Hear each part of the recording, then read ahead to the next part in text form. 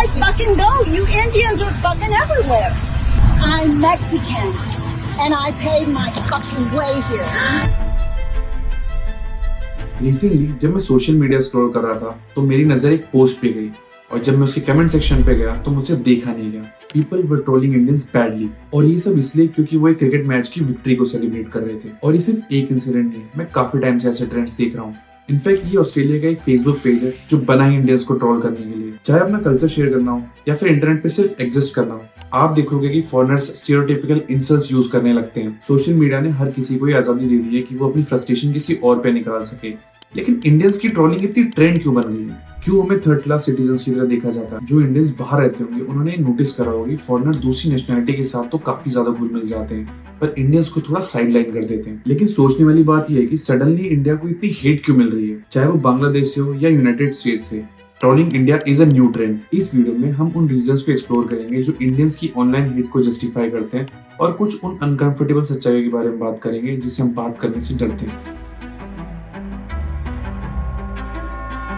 भी Indians are inconsiderate. Indians में civic sense की काफी ज्यादा कमी होती है। इसका मतलब कि हमें अपने घर के बाहर कैसे बिहेव करना है शायद हमें आता ही नहीं है। आपने अक्सर देखा होगा कि लोग ट्रेन और बसेस में लाउड वॉल्यूम में गाने सुनते हैं और चीख चीख कर बातें करते हैं, जैसे उन्हें कोई फर्क ही नहीं पड़ता कि आसपास भी कोई है। जबकि सिडनी जहाँ मैं रहता हूँ यहाँ पर लोग ट्रेन में हेडफोन्स लगा के बैठते हैं या फिर कोई कुछ नहीं बोलता। इंडिया में कई लोग गुटखा खाकर खिड़की के बाहर थूकते हैं, कभी कभी तो वो पीछे वाले पैसेंजर के पास भी या फिर सड़क पे चलते लोगों पे भी लग जाता है, लेकिन लोगों को उससे कोई फर्क ही नहीं पड़ता। और आपको जान के हैरानी होगी ये काम इंडियंस इंडिया के बाहर भी कर रहे हैं। ये वीडियो लंदन के एक शहर वेम्बली की है और सिर्फ पान स्पिटिंग की बात नहीं, कूड़ा फेंकना और गंदगी फैलाना काफी ज्यादा हमारे लिए आम हो गया। ये वीडियो सिडनी इंडिया की है जहाँ पर एक पूरा सबब लिटिल इंडिया के नाम से जाना जाता है। अब आप उसकी हालत देख लीजिए। एक और चीज जो मुझे लगी है वो है wrong portrayal on social media. India के पास ताजमहल, कुतुब मीनार जैसे काफी ज्यादा खूबसूरत मॉन्यूमेंट्स हैं, उसके बावजूद भी फॉरेन ब्लॉगर्स आकर सिर्फ इंडिया की गरीबी को दिखाते हैं। उन वीडियोस में अक्सर स्लम्स, गंदी सड़कें और गरीबी को हाईलाइट किया जाता है और वही चीज दुनिया भर के लोग देखते हैं और इंडिया की एक नेगेटिव इमेज बनती है, because we have this tendency of focusing on negative things. और एक शर्मनाक बात है कि इंडिया पहले अपने स्वादिष्ट खाने के लिए जाना जाता था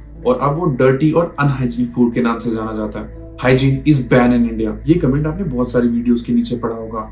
इसका इजाद हुआ जब इंडियन फूड ब्लॉगर्स जिन्होंने अच्छे खाने को छोड़कर डिस्गस्टिंग फूड वीडियोस को अपलोड करना शुरू कर दिया, जिन्हें काफी ज्यादा ग्लोबल अटेंशन मिली। हम किसी के अगेंस्ट 3 से 4 वीडियोस देख लेते हैं तो हमारा परसेप्शन वैसे ही बन जाता है। तो जाहिर सी बात है जब फॉरेनर्स ने ऐसी वीडियोस देखी होगी तो उनका परसेप्शन हमारे लिए अनहाइजीनिक और डर्टी ही रहेगा। और इन फॉरेन ब्लॉगर्स की वीडियोस में आपने बहुत सारी और चीजें नोटिस करी होंगी। ये जब इंडिया आते हैं तो लोग इन्हें स्टेयर करना शुरू कर देते हैं और कुछ केस में तो लोग स्टेयर करने पे नहीं हटते, जबकि इनको फॉलो और इनके साथ मोलेस्टेशन भी करते हैं। ये वीडियो एक कोरियन यूट्यूबर की है जिसके साथ लाइव स्ट्रीम पे हैरेसमेंट हुआ। जस्ट इमेजिन इन वीडियोस को देख के ग्लोबली हमारे लिए कैसी इमेज क्रिएट होगी। They were following the motorcycle and they are asking me to give my number.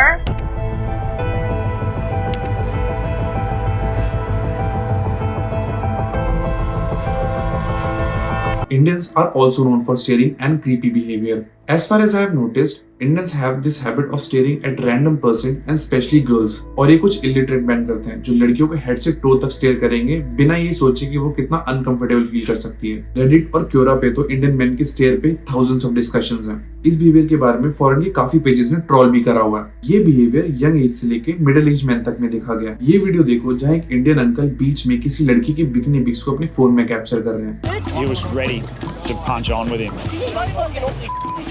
You understand the problem?